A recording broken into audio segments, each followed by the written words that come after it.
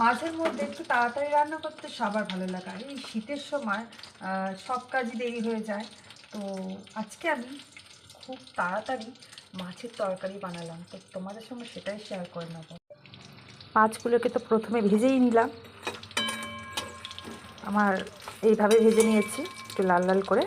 তারপর আমি কী করেছি দেখো, আলুটা সিদ্ধ করে নিয়েছি, আলু দিয়ে বানাবো তো আলুটা সিদ্ধ করে নিয়েছি আর কেটে নিয়েছি এইভাবে।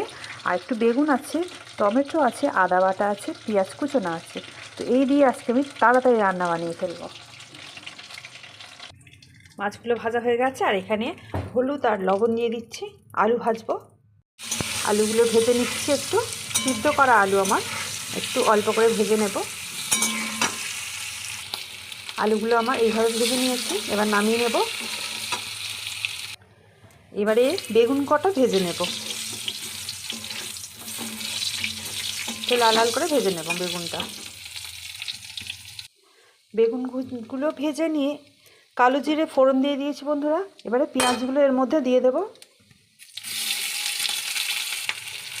তো পেঁয়াজটা লাল লাল করে ভেজে নিচ্ছি। বেগুনটা ভাজা হয়ে গেছে, আলুটা ভাজা হয়ে গেছে, পেঁয়াজটা ভাজা হয়ে গেছে এইভাবে। আর টমেটোটা ভেজে নিই, আর সঙ্গে আদা বাটাটাও দিয়ে দেবো। একটু জলটা দিয়ে দিতে হয় টমেটো।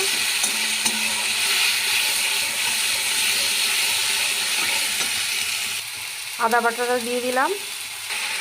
আদা বাটাটা দিয়ে একটু কষিয়ে নিয়ে একটু জল দিয়েছি, কারণ এতে শুকনো মশলা দেব। শুকনো মশলাগুলো দিয়েছি, তার মধ্যে আছে ধনে গুঁড়ো, জিরে গুঁড়ো, লঙ্কা, হলুদ আর লবণ তো স্বাদ মতো দিতেই হবে। তো এবারে একটু ভালো করে কষিয়ে নেব।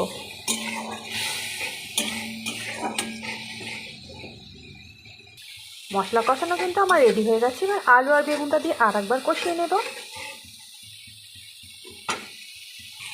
দিয়ে দিলাম আলু বেগুনটা, দিয়ে আর একবার ভালো করে কষিয়ে নেব।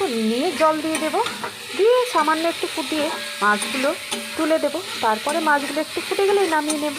আমার হয়ে যাবে ঝটপট তাড়াতাড়ি আলু বেগুন দিয়ে মাছের তরকারি। সঙ্গে কিন্তু একটু ধনিয়া পাতা দেব। জলটা কিন্তু দিয়ে দিলাম, তো যে যেরকম ঝোল রাখবে সেইভাবেই জলটা দেবো। তা আমি একটু সামান্য ঝোল রাখবো, তো এইরকম জল দিয়েছি। একটু ফুটে গেলেই মাছগুলো দিয়ে দেবো।